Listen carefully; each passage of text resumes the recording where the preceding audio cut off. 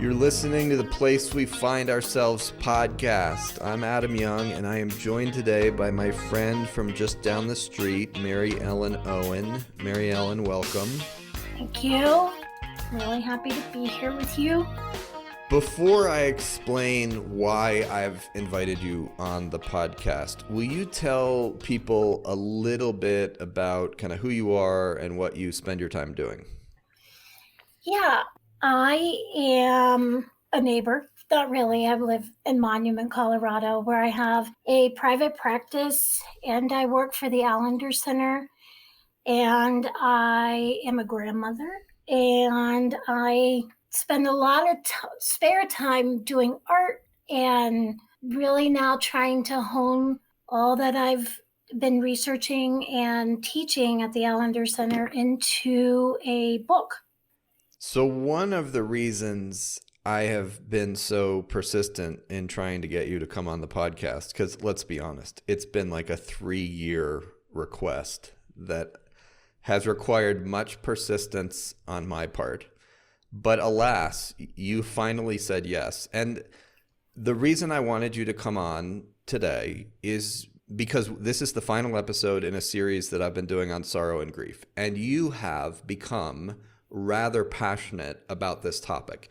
And your story over the past 20 years is in part about a woman who has gone from not thinking she even had like the biological structures that produce tears, namely tear ducts, to a woman who knows how to metabolize immense grief. So let's start with your story regarding sorrow and grief. Like, when did the journey of befriending your sorrow begin for you?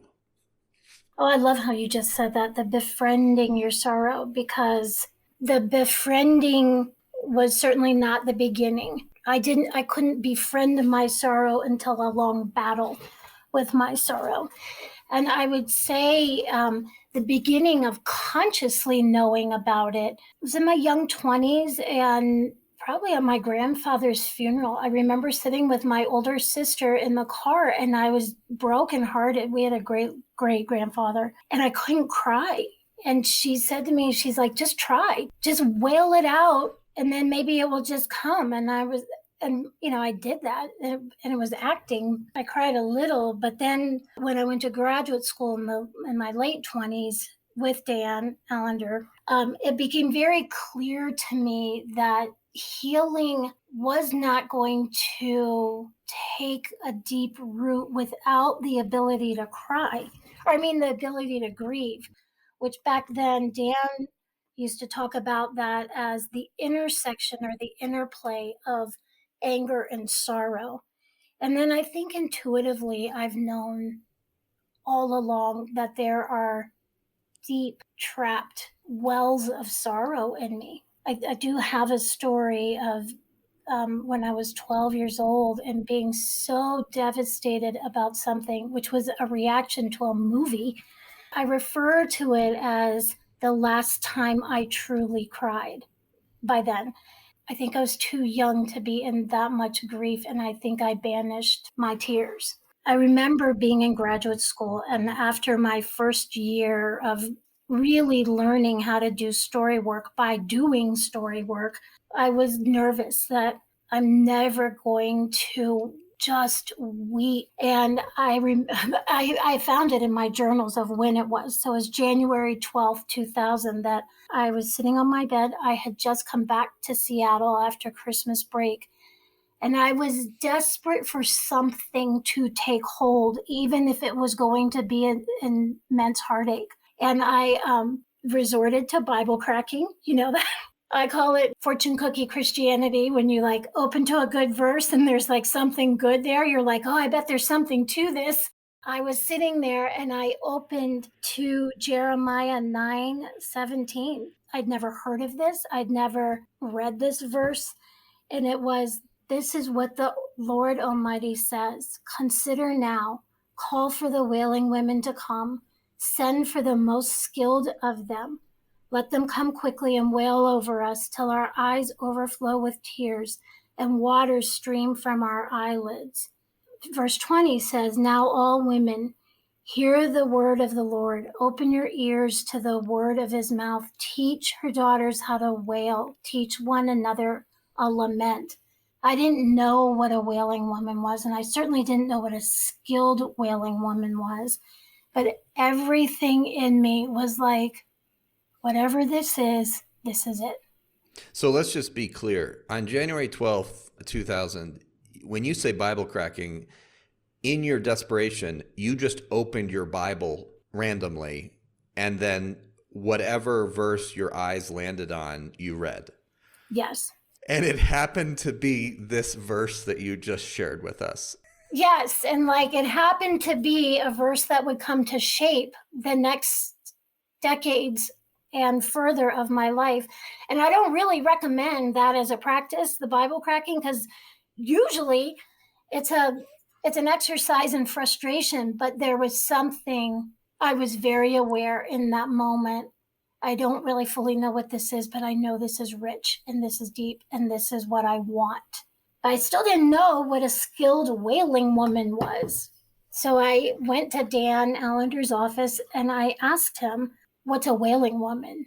And he said, of course, in Jeremiah, he's like, in Jeremiah? Of course, he knew what I was talking about. And I said, yes. And he said, they are the professional mourners. They come and they lead in a dramatic way the people into mourning and into grieving. And I said, do they need leaders because it's so hard to get there on your own? And he said, yes. And so I left his office that day. I was like, this is what I want. Like, if this is the way back to God in Jeremiah, I really did think I would like check out my tear ducts in my eyes, like pulling down the bottom part of my eye and be like, maybe they're blocked. Maybe because they don't seem to be working. But I knew then they needed to come. What I didn't know is that my whole body and my trauma response system and my limbic system was dead set against it. Yes. Yeah. So let me just pause you for a minute to kind of recap. It's very common for people with a history of trauma to not have access to their tears. And you were one of those people. Even though you were in graduate school, you were obviously open to, interested in, passionate about therapy, healing, etc.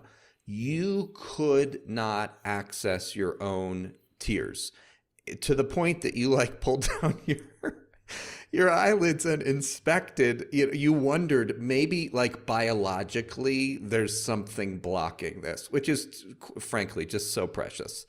And the text from Jeremiah, when you read it, it landed in a part of your being that said, there is something for me here. Yes. Though I knew it would be really feelable heartache, I knew. My thought was, I need a wailing woman in my life to become a wailing woman. Yes. And I knew that's what I was doing in therapy, in the training I was in. So I had a full-on yes in my head and in parts of my heart. What I didn't realize is that coming near the tenderness of grieving would create a war inside of me of, no, we're not going there. These stories that you have lined up that have ungrieved grief, we're not going back. Mm-hmm. So let's just pause here for a minute, because this is so both practical and I think relevant for people. As you opened yourself to the longing, we could say, to find your tears, there was also something inside of you that said, hell no. Absolutely. What was that ambivalence like for you, Mary Ellen? The hell no was not in my head. The hell no was a body flight and fight my head would say, I know that I need to go there. I want to go there. But I only had a tolerance for a certain amount of the tenderness part of grief. I had tons of ability to get to the anger of my grief, but not the sorrow of my grief.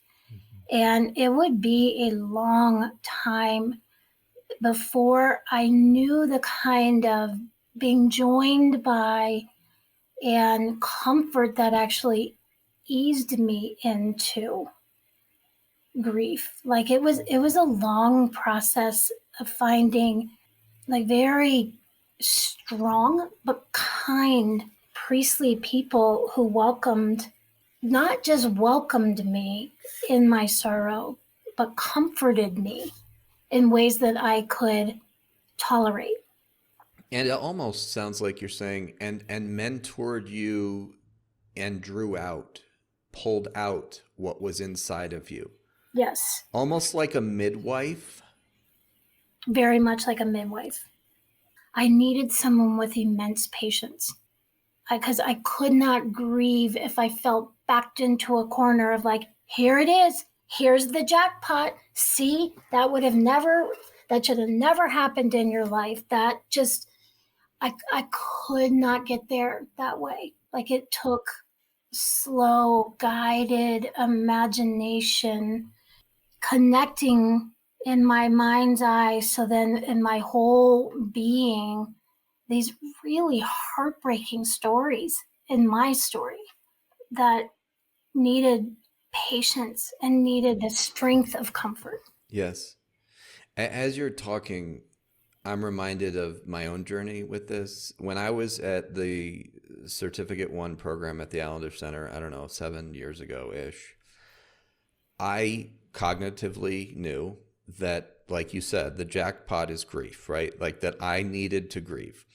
And so I went into the second weekend of this program absolutely determined that I was going to cry as I read my story in my group. My group leader is a lovely woman, a very skillful woman named Susan Kim. In order to cry, however, I had to, when I was reading my story, think about something other than my story. So I don't remember what I had to think about. I just remember that as I was reading my story, I was not connected to the boy in the story. That's not what my tears were from. I was thinking about something else because I knew that I had to cry, okay? So that's what I did. And I was able to cry. When I was done, however, Susan said to me, I see your tears, but they feel disconnected from the story you just shared. Now,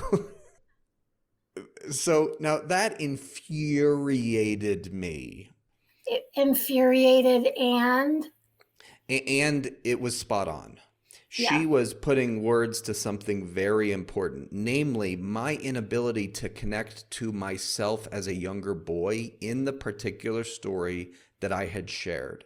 So she was naming that my tears were disconnected from the actual story. I was not able at that time, Mary Ellen, to access sorrow for that boy in that story. I needed the same patience of a midwife that would sit with me as it, and it took years. It took years for me to find tears. Years. And it was infuriating because I wanted so deeply to heal. And I knew that healing required tears, sorrow, grief, but I couldn't do it. And I couldn't conjure it up. And I couldn't find it. Yeah, join the club. Did you check your tear ducts? So how did you, in time, find your tears? I had to realize what I had banished away from myself to keep myself safe in this world. We all banish our tenderness first. We banish vulnerability first because we've all been harmed in vulnerable places, usually of desire, usually of wanting to belong to a family or And if we're not harmed there, then what kind of solidifies or sticks the harm is there was no comfort after harm. And I think when you're a child or you're a teenager and great harm comes, because it always does, and there's no comfort, that is terrifying. It is. What I didn't know until I really started like sitting with what does block me? What's my relationship with sorrow? What's my relationship with tenderness? Is that I had to welcome back even the ability to be tender. I'm from that kind of rough and tumble family, and it's scrappy. Like, I'm one of 6 children in 8 years, so you get scrappy for resources. And then I'm not even talking about physical resources. My family was more emotional resources. I had to learn that once tears came, even if they, like how you were crying for something else, to let them come and to let them weave their way down. Like, oh my gosh, just this morning I listened to James Corden, like, left the Late Late Show last night. I watched the show on YouTube this morning, and the song that he ended with was so tender, and it makes me cry. And I wanted to write him a letter and be like, thank you for ending tenderly. Thank you for letting us say a tender goodbye. But it got to me in such a way that I was like, these tears are probably connected to something more than James Corden leaving his show, and just being really okay with that. Like, it's kind of like cheating. Like, I can get to my own tears, but I'm in a season of saying goodbye. My mother just died not even 3 months ago. And so there's acute grief going on that will lead me into the more ambiguous grief, which I put story grief in. Like, I think the acute grief is grief that comes at you and almost knocks you over. And then I think the more ambiguous grief is the grief that you have to go look for because you want something deeper in life. You want something deeper and richer of God. And it just seems like such a crap invitation of like, yeah, it's through grief, but it is through grief. And even the story about watching the YouTube video of James Corden's song, you welcomed your tears when they came. Absolutely. You didn't even necessarily try to interpret them or understand them. You just have a posture now of welcome. You have a seat at the table, sorrow. Yes. Yes. This was not always true of me. I actually really like it. Like, I feel so human, and so, like, if things make me, especially surprise tears, if they make me well up with tears or they actually fall down my face, and I've learned this. I've learned, like, oh, like, I want to be this tender. I want to have access to the tender parts of my heart, no matter what the access is. I really like novels that make me weep. I like movies that make me weep. I'm always looking for access to tenderness because I think that's what we're missing in this world. And in this context, what comment would you make about the comfort of God in the midst of grief? And what I'm trying to get you to say is what Dan said to you on March 19th, 2011. I have it right here. So this is almost 10 years after the Wailing Woman, and I have been in a season of far more grief than I had before. And I was sitting in a classroom with Dan. There's probably, I don't know, 75 people in it. And I enter into this moment, which feels like, oh my gosh, the heavens are parting and the Holy Spirit is downloading information to me. And I am clearly in this very ecstatic moment of, I get it. I get it. And I raise my hand in front of all these people. And I raise my hand and I'm like, Dan, is grief magic because it ushers in the most tender presence of God? And it's clear I'm in this like, oh, I get it now. I get it. And he just goes, no. I was like, oh my gosh, how embarrassing. Like, I'm so far off the mark. Dan doesn't even know what to say. And I was like, I'm monitoring my shame meter that's going off in my head. And I'm like coaching myself, stay in the room, Mary Ellen, stay in the room. Whatever he says is probably going to be really good. He said, the tenderness of God is always present, but the human heart is never more available to God's kindness and presence than when in grief. Grief is embodied surrender. It's coming to the end of how I manage my pain, how I play the game of distance and nearness. And I just come into this profoundly feelable place of, I'm in need of God. Yeah, and that's the key word, I think, with regard to grief, is need. When I let myself feel the depth of my sorrow and let myself grieve, I feel a desperation, I feel a vulnerability, I feel an awareness of my neediness. Yes, for God, but even more broadly, just for the comfort of others. There is a desperation and a neediness that you feel in your body, in the sensations, in your gut, when I let myself feel the depth of my sorrow. And that's scary, particularly for those of us that do not have many experiences of being comforted in that place, which is people with trauma. That's actually how trauma becomes trauma. As hard as this is to hear, it's not the actual trauma. It's the trauma plus isolation, the trauma plus no comfort. Back to Susan Kim.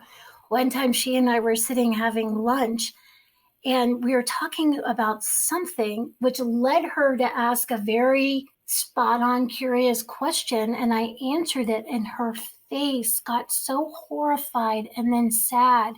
And she goes, oh, you just did not know comfort. And just that sentence and that like broke something in for me. And we're just having lunch. But the no comfort, I think it's so easy to underestimate that as a paradigm until you sit and you feel and you remember how alone you were. Yes. Trying to make sense out of pain and harm and neglect and. A lot of people say you have to grieve with physical witness, and I would say you don't. Like, there are times, I think you have to do both per whatever is going on in your life. There are times when, I don't know if I can go into this story without just weeping, but my nephew, who was only 23, died 3.5 years ago, very unexpectedly, very accidentally.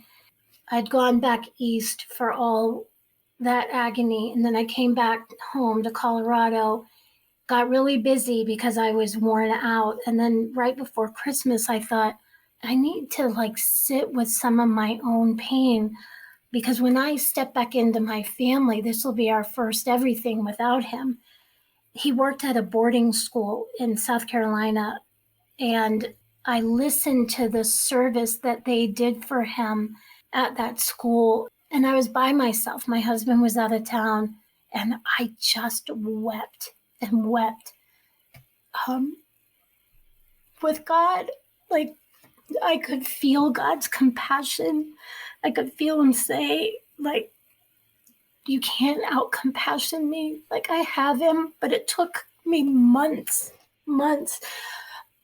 That was me and God alone. And then I've been in times, Heather Stringer, who's been on your podcast before, the first ritual like that I ever did with her was in an Allender setting, and there was a lot of people in the room, and I'd never done an intentional ritual to get to something. And a couple of my colleague friends were doing it too.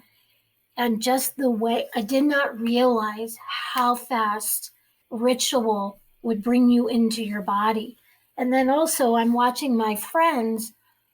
The particular ritual had to do with marking with dirt, with where your scars are. And a lot of my friends that were marking something on their bodies, I knew what their scars were, and they knew what mine were. And I actually did. I pulled dirt down my down from my eyes because I knew you have to struggle to befriend your tears. I did that ritual with them. And then maybe a month later, I told my husband about it because I couldn't tell him about it. It would just rend me too much. And just telling him about it in the memory of it, and it was just he and I, my husband Scott, witnessing and holding space for me, like presiding over my grief, let me grieve even deeper than I had in the ritual. So I would say, take what you can get. If you have witness, or if you've never had a witness, do it. Or if you've never just laid bare with God in the paradigm that He's a tear collector. I read this phenomenal book, Mourner, Mother, and Midwife, and it's a theological defense, very readable, for God is all three. And Clausens, I think her last name is, did a theological defense that God is actually the original wailing woman. And so to begin a paradigm that God is a tear collector, and God is a wailing woman, and God is a midwife too, I think creates that soft priestly place to risk and to come to. And though I have not read the book in its entirety, when you mention God as mourner, midwife, mother, what I think of is Genesis 6 through 9, the flood story, which is usually misunderstood as a story about God's anger. Yeah, I misunderstood that till I listened to your podcast, but you're quoting Brueggemann. I was like, oh, I've always thought of that as God's anger. Yes, it is not a story of the anger of God. It begins with God saying that his heart is deeply grieved with what has become of humanity. And as the story unfolds, it is the grief of God that actually transforms, and that's frankly the proper verb, transforms the heart of God into he is in a different place with regard to his posture towards humanity at the end of the flood story than he is at the beginning. And yet the author makes it very clear that nothing has changed with regard to humanity. But God's grief wrought a change in the heart of God. And as you weep now and share some of your stories, the same has happened for you. Your heart is so much more, we could say this, holy. Yeah. Than it was 20 years ago as a result of your slow but sure opening to the depth of your sorrow. Yes. Yeah, it's funny that because you're using the word holy, which I'm like, oh, that's probably true. Like I'd have to work my way to that word. Like I would definitely say a richer, deeper. I've become a holy place. Like I hope that's what I have offered my friends and my family, some of them, and my clients, of like, I want to be that place. That when people do need witness, so the deeper. I was telling one of my girlfriends about, we were talking about my mom's funeral, and I tend to make Ebenezer's, so I'm making an art piece for my mom. And she said to me, she goes, I don't know anyone who grieves as richly as you do. And I was like, oh my gosh, that's such a great thing, I think. Well, it's not only a great thing, but it is the bookends of you pulling down your eyelids looking for tear ducts. Okay? It is the call and response to that moment. Yes. Oh, I love that. Yeah. And the reason your girlfriend said that is because you have labored to become more honest and more courageous and more vulnerable about what your body has carried. Yes. I love, but there's a podcast, so you can't see me like nodding with my eyes closed. Like, even as I'm agreeing to that, I'm agreeing again in my body over and over again to, yes, this is how I will live. This is it. Like, there is a richness. And the first podcast I ever did with Dan and Rachel was about grief. And then I was sitting at a wedding, and somehow we got to, oh, you're the one that was on the podcast about grief. I was surprised about that because you just seem so energetic and happy. And I was like, well, I actually think that's a direct result. That there's a time for mourning and a time for dancing. And just recently, I was talking to our friend, you and I have a friend named Jill, and we were like, oh my gosh, what if that verse about you turn my mourning into dancing is literal? Like, what if it's really, truly literal? And I had started dancing. Like, I was like, I'm going to start with 15 minutes a day and I'm going to dance. There's something that intentional movement of your body does give you access to your body. So whether it's in joy or mourning, there's embodying practices to adopt for both and. Yes. And an hour ago, I had on music that's particularly meaningful to me, and I was dancing. Now, let me just define dancing, okay?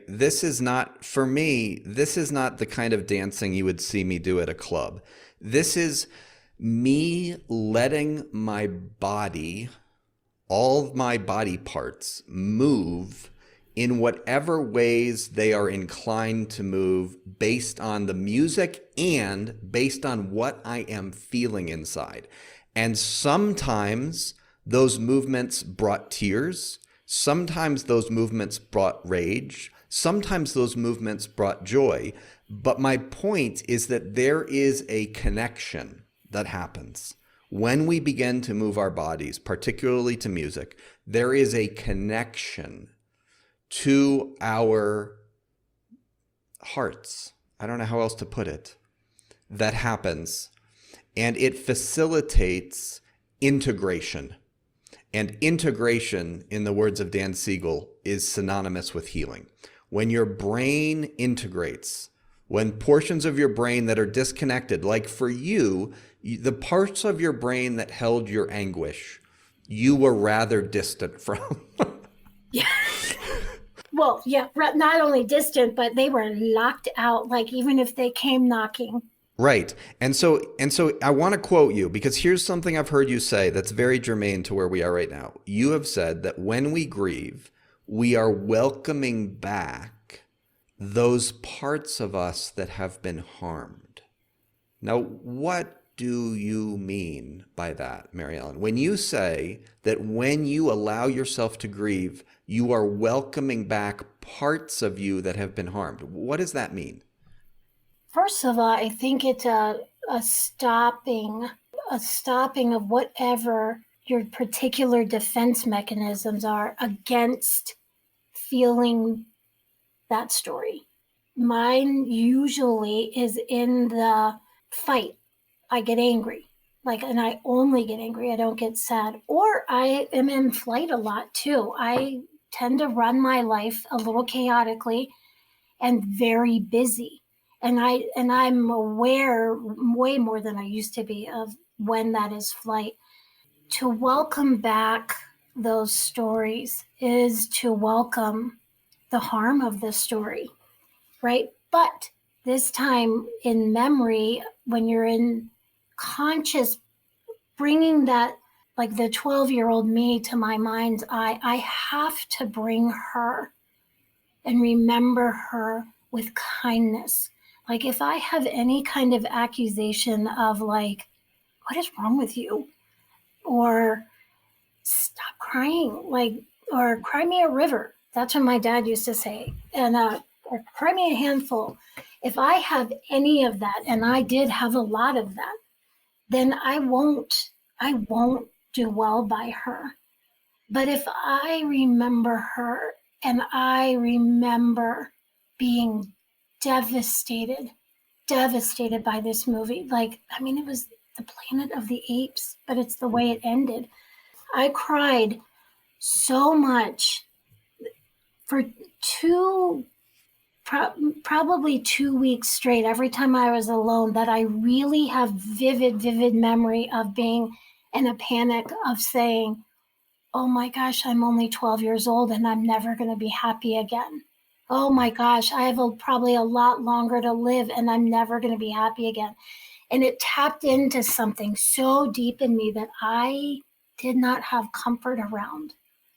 If I begin to sink into that story, because I know that's a pivotal story for me, if I have any kind of not welcome to her and I don't have a like present day Mary Ellen saying to 12-year-old Mary Ellen, like, oh, baby, what did you know then that you couldn't know then? I won't be able to be comforted in that space.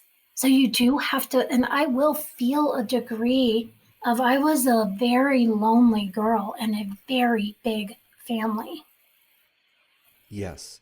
And that movie tapped into that knowledge that your body held. So it wasn't the movie, it was the memories you were holding of absolute aloneness. Absolutely. Do you know that Buechner quote about the unexpected tears? I do. Yes, you're so right about it wasn't the movie. It was tapping into something my body probably knew for a long time. Like Buechner's quote, whenever you find tears in your eyes, especially unexpected tears, it is well to pay the closest attention.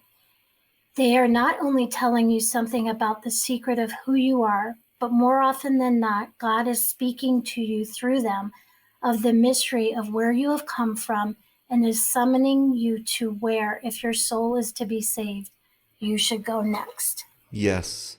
Yes. And so this couldn't be more practical, listeners. Whenever you find, even if it doesn't become water in your eyes, look, I could care less. When you feel the sorrow, there's such a thing as dry grief. When you feel the sorrow coming up and you have no idea why, what Fredrick Buechner is inviting you to is to have a posture of simply welcoming that sorrow and being curious about what do you have for me?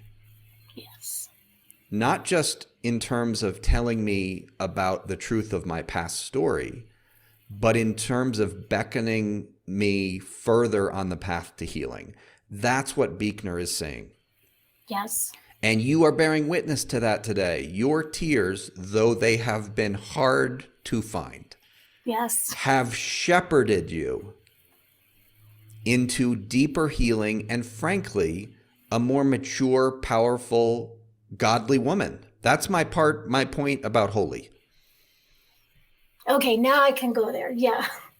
I do think whether it's like the curtain gets pulled back and you actually know it's God in the moment, that's not been I mean, that has, but more often it is just this long, slow awareness of steady and solid of, I have been with the Spirit of God. And when I'm particularly surrendered to that, I actually think grief is really expansive. Well, Mary Ellen, I am so deeply grateful for your words, your face, your presence today, for coming on the podcast to end this series on what are we supposed to do with our sorrow and grief? Because you've earned it. Let's put it that way. You have the healing that you have experienced, though healing is always a gift. You have wrestled and hungered and agonized to find your tears. And open, yes, and open to grief will open you. Yeah. And let's just close with this. Will you reflect on this statement? It didn't kill you. No. But you thought it might. Yes. And you know what? Everybody always says that thing, like people hesitate or like flat out refuse to grieve because what if I start crying and I never stop? Like that, I've heard that my entire career. I've heard that. But what I really think it is, like the next vulnerable, like if you put a comma in there instead of, and what if I never stop and there's no comfort? That's why I think people are so, and rightly so, our pain has come from, there's no comfort. Comfort's everything.